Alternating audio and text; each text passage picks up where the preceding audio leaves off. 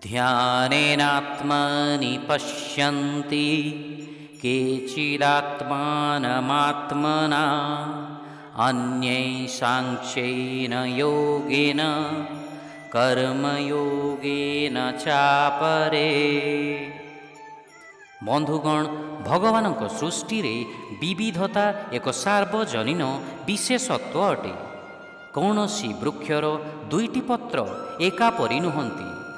दुई जण मनुष्यंकर आंगुठीर चिन्ह संपूर्ण समान नुहे। दुईटी मनुष्य समाज रे एकापरि चलनी मध्य न थाए।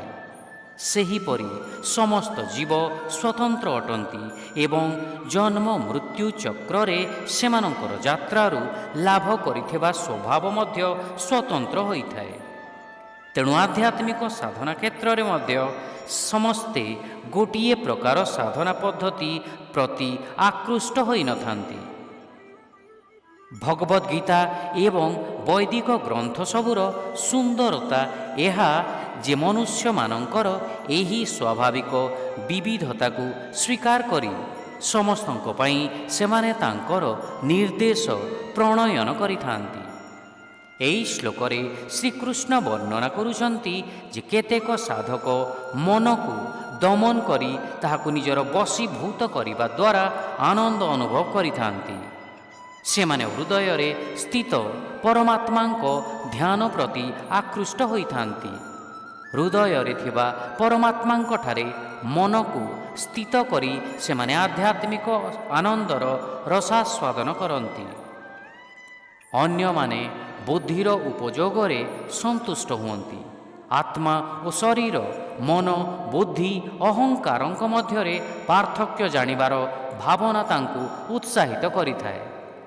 श्रवण मनन निधिध्यासन अर्थात शुणिबा चिंतन करिबा एवं दृढ़ निश्चय करिबा द्वारा आत्मा भगवान एवं माया संबंध रे ज्ञान वृद्धि करी सेमाने आनंद अनुभव करिथांती। पुणी केते जण उचित कर्म करिबा पई बा उचित कर्म करिबा द्वारा उत्साहित अनुभव करंती। ईश्वर प्रदत्त क्षमतार उपयोग सेमाने ईश्वरीय कर्म रे ही करिथांती।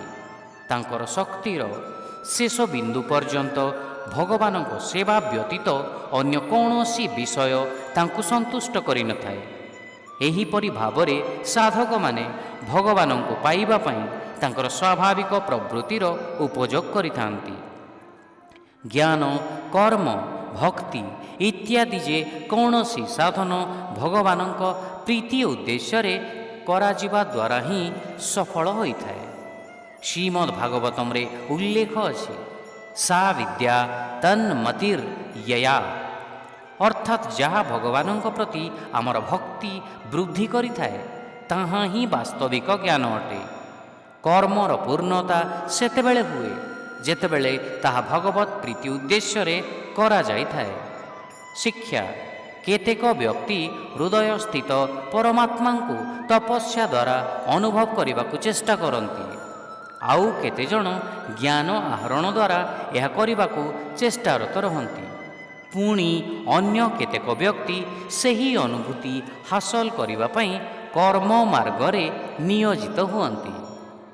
Some try to perceive the Supreme Soul within their hearts through meditation, and others try to do so through the cultivation of knowledge, while still others strive to attain that realization by the path of action.